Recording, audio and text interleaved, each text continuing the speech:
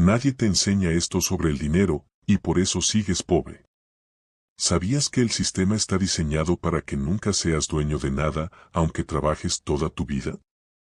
Parece una afirmación exagerada, pero si observas con detenimiento la realidad que nos rodea, descubrirás que está construida de forma precisa para mantenernos atados a una ilusión de propiedad que no es real. Creemos que tenemos casas, coches, ahorros en el banco, incluso acceso ilimitado al entretenimiento y a la cultura, pero cuando profundizamos vemos que todo esto está montado sobre un terreno frágil. Lo que parece nuestro, en realidad pertenece a otros, y esa es la primera gran trampa del dinero, vivir bajo la falsa seguridad de tener algo cuando en verdad seguimos alquilando nuestra vida al sistema. Pensemos primero en la vivienda, ese sueño de millones de personas en el mundo. Comprar una casa siempre ha sido visto como un símbolo de éxito, de estabilidad, de haber logrado un lugar en la sociedad. Pero la mayoría de las personas no compran realmente su casa, la hipotecan. Eso significa que hasta que pasen décadas de pagos, esa propiedad no será suya. Durante todos esos años, el verdadero dueño de la casa es el banco. Uno puede decorarla, pintarla, habitarla, pero legalmente y financieramente la casa está más en manos del banco que en las nuestras. Cada mes, con cada pago, no solo devolvemos dinero prestado, también pagamos intereses que multiplican el costo original de la propiedad. Es decir, que esa ilusión de propiedad está diseñada para que dediques tu vida entera a pagar por algo que no te pertenece del todo. Lo mismo ocurre con los coches. Antes, las familias se esforzaban por comprar un vehículo y tenerlo en su garaje como una posesión real. Hoy, el renting y el leasing se han convertido en la norma. Eso quiere decir que no posees realmente el coche que conduces, simplemente lo alquilas por un tiempo determinado. Pagas por usarlo, pero al final no será tuyo. Y si lo analizamos con frialdad, lo que obtenemos no es propiedad, es acceso. Acceso temporal a algo que creemos poseer, pero que en cualquier momento puede dejar de estar a nuestro nombre. Y la misma dinámica la encontramos en aspectos más cotidianos. ¿Recuerdas cuando las familias tenían colecciones de CDs, cassettes o DVDs en casa? Era normal ver bibliotecas repletas de música o películas, objetos que uno sentía propios. Hoy, ese mundo desapareció. Ya nadie compra discos ni películas en formato físico. Lo que hacemos es pagar por suscripciones mensuales a servicios de streaming. ¿Qué significa esto? Que no poseemos la música, no poseemos las películas. Solo alquilamos el derecho a escucharlas o verlas mientras paguemos. En el momento en que dejamos de pagar, todo desaparece. Décadas de cultura y entretenimiento reducidas a un contrato temporal que se esfuma si interrumpes el pago de la mensualidad. Esta tendencia no es casual. Cada vez poseemos menos cosas y cada vez accedemos más a servicios que solo nos prestan el derecho de uso. Usamos, disfrutamos, pero nunca poseemos. Y aunque parece algo moderno y práctico, en el fondo nos convierte en esclavos de un modelo en el que siempre debemos pagar para tener acceso. Nada es verdaderamente nuestro, ni siquiera el dinero que guardamos en el banco. Ese es quizá el ejemplo más brutal de cómo el sistema nos engaña. Cuando depositamos dinero en una cuenta, pensamos que ese dinero es nuestro y que está seguro, pero la realidad es que, legalmente, al entregar ese dinero al banco lo que estamos haciendo es prestárselo. El banco se convierte en el verdadero propietario de ese dinero y nosotros pasamos a ser simplemente acreedores. Ellos nos deben ese dinero, pero ya no está guardado en una caja fuerte esperándonos. El banco utiliza nuestro dinero para hacer negocios, para prestar a otros, para generar beneficios a costa de lo que nosotros ingenuamente llamamos ahorros. Así, lo que creemos tener asegurado en una cuenta es solo una promesa de pago, no una posesión real. Imagina que tienes 1.000 euros en el banco. Crees que son tuyos, pero lo que realmente hiciste fue prestárselos al banco. El banco, por ley, solo está obligado a guardar un porcentaje pequeño, alrededor del 10%. Es decir, que de esos 1.000 euros, ellos se quedan con 100 y los otros 900 los ponen a circular. Quizás se los prestan a alguien que quiere comprar un coche. Esa persona gasta los 900, otra los deposita, y de repente esos mismos 900 se convierten en más dinero dentro del sistema. El banco multiplica el dinero que le prestamos creando riqueza de la nada, mientras nosotros seguimos creyendo que nuestros 1.000 euros están intactos y esperándonos. Pero no es así. Ese dinero ya no existe como lo imaginamos. Lo más peligroso de esta estructura es que si todos los clientes decidieran retirar su dinero al mismo tiempo, el banco no podría devolverlo. No tiene el dinero físico, solo tiene deudas. Y es ahí donde entendemos lo frágil que es la confianza en el sistema financiero. Todo funciona mientras nadie dude. Todo funciona mientras nadie corra a retirar lo que cree suyo. Pero cuando la confianza se rompe, llegan los colapsos, los famosos corralitos donde la gente descubre con horror que el dinero no está disponible. El banco no lo guarda, lo usa, lo multiplica y lo compromete en su propio beneficio. Incluso cuando el sistema promete protección, como el fondo de garantía que asegura hasta cierta cantidad, hay límites evidentes. Si el problema es aislado, tal vez un banco en quiebra, los demás pueden cubrirlo. Pero si la crisis es global y todos los bancos fallan al mismo tiempo, esa garantía no sirve de nada. El respaldo es una cadena de promesas entre instituciones que dependen unas de otras, y si todas caen, el seguro desaparece con ellas. De esta manera, lo que parecía ser un espacio de máxima seguridad se convierte en una de las mayores ilusiones modernas. Creemos que nuestro dinero está guardado en un lugar seguro, cuando en realidad lo hemos entregado a un sistema que vive de usarlo para su propio beneficio. Esa es la paradoja, pensamos que protegemos nuestro patrimonio, pero en realidad lo hemos puesto en manos de otros que juegan con él. Y esta dinámica nos lleva a una conclusión inevitable, nada de lo que creemos tener nos pertenece realmente. La casa es del banco hasta que la paguemos, y aún después de eso seguirá sometida a impuestos que aseguran que nunca sea completamente nuestra. El coche es del arrendador mientras dure el contrato. La música, las películas y hasta los libros electrónicos son de las plataformas, y solo accedemos a ellos mientras paguemos. Y el dinero, ese que tanto nos cuesta ganar, es del banco mientras permanezca en una cuenta. Lo que descubrimos es que vivimos en un sistema diseñado para que nunca poseamos nada de manera total. El objetivo es mantenernos dependientes, siempre atados a pagos, deudas, contratos o promesas. Y lo más sorprendente es que nos hemos acostumbrado tanto a esta dinámica que ya nos parece normal. Hemos aceptado la ilusión de la propiedad como si fuera propiedad real, sin darnos cuenta de que detrás de esa fachada el sistema está estructurado para mantenernos siempre al borde de la carencia. Este es el primer gran despertar sobre el dinero, comprender que el mundo moderno nos ofrece acceso, no propiedad. Y que todo lo que creemos nuestro puede ser arrebatado si dejamos de cumplir con las reglas del juego que otros impusieron. Pero esto es apenas el inicio del problema.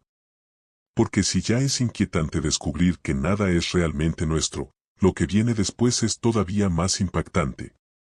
Porque aunque sintamos que el banco guarda y protege nuestro dinero, la verdad es que el banco ni siquiera lo conserva.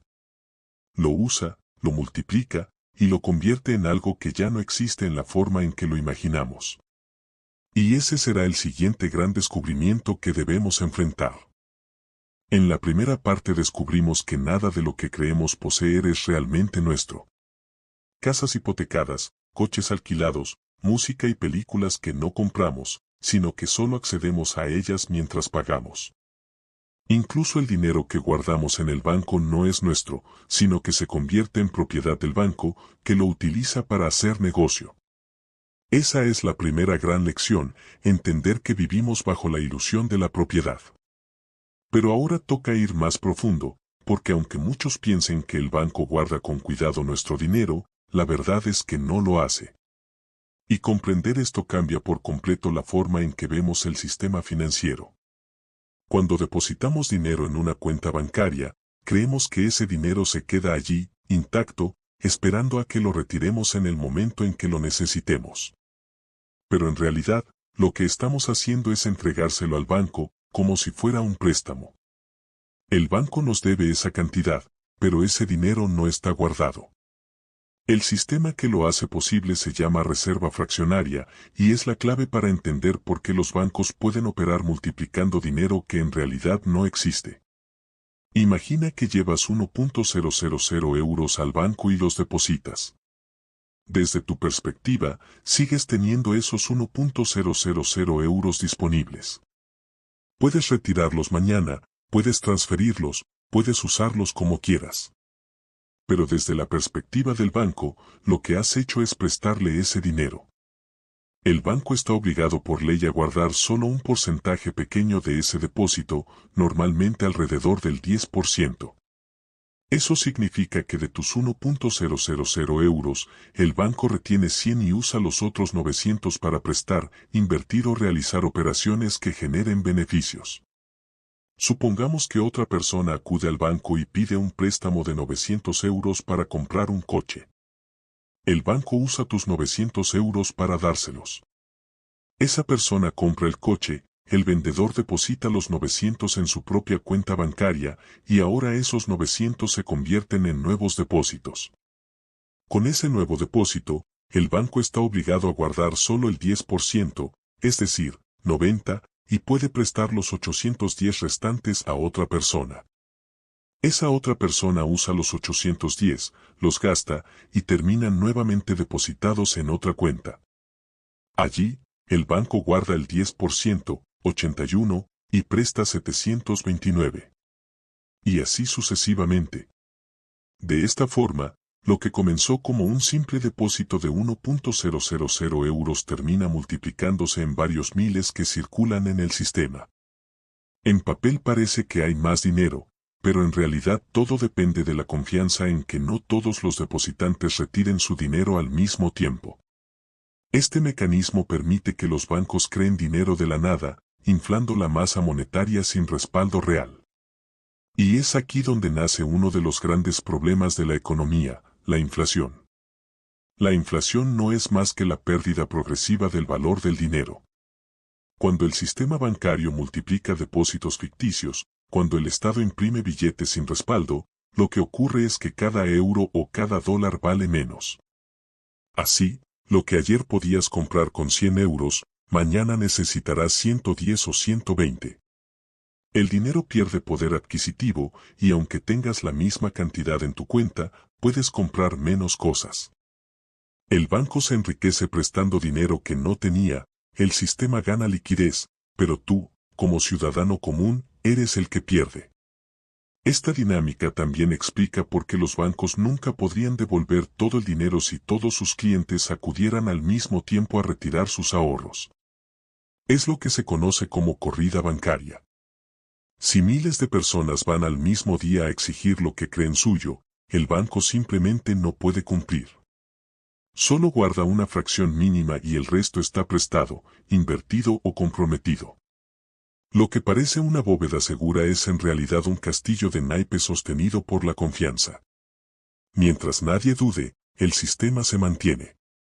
Pero cuando la duda se extiende, los colapsos aparecen y la gente descubre que sus ahorros no están allí. La historia ya nos ha mostrado ejemplos claros de esto. Desde las crisis bancarias en Estados Unidos durante la Gran Depresión, hasta los famosos corralitos en América Latina, donde la gente se vio de un día para otro sin acceso a sus cuentas. El patrón se repite, los bancos operan con dinero que no tienen, las personas confían, y cuando la confianza se rompe, llega el desastre. Y aunque en algunos lugares existen fondos de garantía que prometen devolver hasta cierta cantidad en caso de quiebra, esos fondos solo funcionan en crisis aisladas. Si un banco pequeño cae, los demás pueden cubrirlo. Pero si el problema es sistémico, si muchos bancos caen al mismo tiempo, esos fondos no alcanzan. Porque no están respaldados por dinero real, sino por promesas de otras instituciones que también estarían en problemas. En otras palabras, el sistema se sostiene sobre promesas en cadena. Esto nos lleva a la segunda gran lección sobre el dinero. el banco no guarda nuestro dinero, lo usa. Al depositarlo, se convierte en propiedad del banco y pasa a ser parte de un engranaje diseñado para multiplicar dinero ficticio. Lo que nosotros recibimos es la promesa de que podremos usarlo cuando queramos, pero en realidad todo funciona sobre una base de confianza frágil. Y si esa confianza se rompe, todo el sistema tambalea. La pregunta inevitable es, ¿por qué aceptamos este sistema? La respuesta es simple, porque nos han enseñado que no existe otra opción. Crecemos con la idea de que tener dinero en el banco es lo más seguro, lo más responsable, lo más estable. Se nos dice que los bancos son guardianes de nuestros ahorros, cuando en realidad son jugadores que arriesgan y multiplican lo que les entregamos. Y aunque la mayoría de las veces el sistema parece funcionar, no podemos olvidar que está construido sobre una base de riesgo y de ilusión. Lo más impactante es que incluso si logramos ahorrar dinero y lo mantenemos en el banco, la inflación erosiona su valor año tras año. Es como un enemigo invisible que va consumiendo lentamente nuestro poder adquisitivo. Por eso, aunque logres guardar 10.000 euros durante varios años, cuando quieras usarlos descubrirás que ya no alcanzan para lo mismo. Es como si te hubieran robado poco a poco sin que lo notaras. Y este robo invisible no es accidental, es parte del diseño. El dinero pierde valor porque así se alimenta el sistema. Entonces, si en la primera lección comprendimos que nada es realmente nuestro, aquí descubrimos que ni siquiera el dinero que ganamos con tanto esfuerzo es estable. No se guarda, no se conserva, no permanece intacto. El banco lo usa, el sistema lo multiplica, la inflación lo reduce. Lo que parecía un refugio seguro se convierte en una trampa donde siempre sales perdiendo. Pero este no es el único mecanismo con el que el sistema nos mantiene atados. Existe otro igual de poderoso, diseñado para asegurarse de que aunque acumulemos riqueza, en el transcurso de las generaciones siempre volvamos a empezar de cero. Es como una rueda que nos obliga a repetir el ciclo una y otra vez, impidiendo que la prosperidad dure más allá de un par de generaciones. Y esa es la siguiente gran revelación que debemos comprender, cómo, a través de impuestos, inflación y falta de educación económica, se nos condena a perderlo todo con el paso del tiempo. En la primera lección descubrimos que nada es realmente nuestro, casas hipotecadas que pertenecen más al banco que a nosotros, coches que solo alquilamos, películas y música que ya no compramos, sino que solo accedemos mientras pagamos. En la segunda lección entendimos que el dinero en el banco tampoco es nuestro, sino un préstamo que le hacemos a la entidad y que ellos multiplican a través del sistema de reserva fraccionaria. Ahora toca profundizar en la tercera gran verdad del dinero. El sistema está diseñado para que, aunque alguien logre construir riqueza, en el transcurso de unas pocas generaciones esa riqueza desaparezca y todo vuelva a empezar desde cero. Este ciclo se repite una y otra vez a lo largo de la historia y pocas familias logran romperlo. Es un mecanismo silencioso, pero muy efectivo. Imagina que alguien en tu familia, a base de esfuerzo, negocios o incluso suerte, consigue amasar una gran fortuna. Durante su vida podrá disfrutar de ella, tal vez sus hijos también lo hagan, pero lo más probable es que los nietos vuelvan a vivir como si nada hubiera ocurrido. El dinero se esfuma, los activos se diluyen, la herencia se fragmenta y la familia vuelve al punto de partida. Las razones de este fenómeno son múltiples, pero dos de ellas son determinantes, los impuestos y la inflación. Cada vez que generamos dinero, lo gastamos o lo transmitimos, una parte se pierde en el camino. El sistema fiscal está diseñado para absorber una porción en cada paso, cuando trabajamos, cuando emprendemos, cuando invertimos, cuando consumimos, cuando donamos y hasta cuando morimos. Los impuestos se convierten en una especie de tijera constante que recorta la riqueza, impidiendo que pueda acumularse indefinidamente. A esto se suma la inflación, que actúa como un enemigo invisible. Aunque logres proteger parte de tu dinero y lo mantengas guardado, su valor se reduce año tras año. Lo que hoy puedes comprar con 1.000 euros, dentro de una década será apenas la mitad. Así, aunque la cantidad de dinero parezca la misma, su poder real desaparece. El resultado es que, de una generación a otra, la herencia ya no vale lo mismo y lo que parecía abundancia se convierte en apenas lo suficiente para sobrevivir. Pero quizás el factor más determinante sea la falta de educación económica. Muy pocas familias transmiten conocimientos sólidos sobre cómo administrar, proteger e invertir el dinero. Así, cuando llega a las manos de los herederos, se convierte en una carga difícil de manejar. Un hijo que nunca aprendió a generar ingresos puede gastar sin medida lo que su padre acumuló. Un nieto sin disciplina puede malvender propiedades para financiar un estilo de vida que no sabe sostener. Y así, lo que tardó años en construirse se pierde en cuestión de poco tiempo. La historia está llena de ejemplos de fortunas que no sobrevivieron a la tercera generación. El refrán popular dice, padre trabajador, hijo rico, nieto pobre. Y no es un simple dicho, es una realidad que se repite con una precisión sorprendente. La primera generación lucha y construye, la segunda disfruta, la tercera lo dilapida. No porque sean malas personas, sino porque el sistema está diseñado para que así ocurra. Los impuestos, la inflación y la falta de preparación se combinan para asegurar que el ciclo continúe. Imagina a alguien que logra comprar varias propiedades. Durante su vida obtiene ingresos por alquileres, paga impuestos, mantiene el patrimonio. Sus hijos heredan esas propiedades, pero deben afrontar impuestos de sucesión que pueden obligarlos a vender parte de los inmuebles para cubrirlos. Además, si no saben administrarlos, los alquileres no se cobran a tiempo, los gastos se acumulan, y poco a poco la herencia se convierte en un problema. Los nietos, en lugar de recibir abundancia, apenas ven restos de lo que alguna vez fue riqueza. Otro ejemplo claro es el de las empresas familiares. Muchas de ellas nacen de un fundador visionario que trabaja día y noche para hacer crecer el negocio. Sus hijos heredan la empresa, pero sin la misma pasión o sin la misma preparación, comienzan a tomar malas decisiones. Los nietos, aún más alejados de los valores iniciales, terminan vendiendo la empresa o llevándola a la quiebra. Lo que fue un sueño de prosperidad se convierte en un recuerdo. El sistema se aprovecha de esta fragilidad natural. La falta de estructuras adecuadas hace que los bienes pasen de una mano a otra sin control y sin una estrategia clara para preservarlos.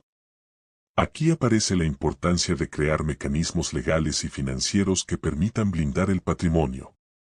Una de las formas más efectivas es trasladar la riqueza a entidades jurídicas, como empresas o fideicomisos, en lugar de mantener todo a nombre de una persona.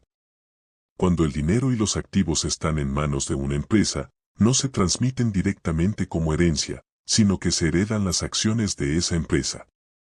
Esto reduce los impuestos, permite mantener el control y evita que los bienes se fragmenten. Además, se pueden establecer reglas para que los herederos no puedan vender ciertas propiedades o para que solo puedan recibir ingresos sin deshacerse del capital. De esta forma, el patrimonio se conserva durante más tiempo y el ciclo de pérdida puede interrumpirse. El concepto clave es entender que la riqueza no puede sostenerse solo con dinero. El dinero por sí mismo es frágil, se erosiona con el tiempo y es vulnerable a la mala gestión. Lo que realmente asegura la permanencia de un legado son las estructuras, la educación y la visión a largo plazo. Sin estos elementos, todo está condenado a desaparecer. Pero más allá de las técnicas legales o financieras, hay una verdad aún más profunda: el dinero que usamos en nuestra vida cotidiana ni siquiera es real en el sentido más estricto. Lo que hoy llamamos euros, dólares o cualquier otra moneda es solo papel respaldado por promesas, no por valor tangible. Esa es la siguiente gran lección que debemos aprender: el dinero que creemos tener no existe realmente como creemos, porque ya no está ligado al oro ni a ningún respaldo físico. No cambia por completo la forma en que vemos la riqueza y el futuro. En la parte anterior comprendimos que el dinero que usamos a diario, esos billetes y números en nuestras cuentas, en realidad no tienen un respaldo real. Desde que se rompió el patrón oro en 1971, los bancos centrales dan dinero de la nada, y lo que circula en nuestras manos no es más que deuda disfrazada de riqueza. Esta revelación abre los ojos a una verdad incómoda: jugamos en un tablero manipulado, con reglas que no nos favorecen.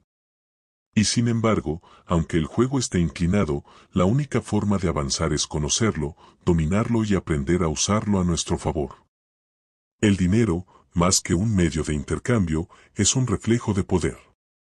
Pero no es el poder en sí mismo, sino una herramienta que amplifica lo que somos. Si una persona es generosa sin tener mucho, cuando obtiene abundancia seguirá mostrando esa generosidad. Si alguien es egoísta con poco, al recibir más, solo mostrará un egoísmo mayor. El dinero no transforma el carácter, lo expone y lo potencia. Por eso es tan importante trabajar primero en quién somos, antes de obsesionarnos con cuánto tenemos. Sin embargo, la sociedad nos empuja hacia la ilusión de que la riqueza consiste en acumular símbolos visibles de éxito, coches lujosos, viajes exóticos, ropa de marca. Pero esas son trampas, son pasivos disfrazados de activos. Cada coche alquilado, cada objeto comprado a crédito, cada estilo de vida que se sostiene con apariencias en lugar de con fundamentos, es una soga que ata a las personas al sistema que dice ofrecer libertad.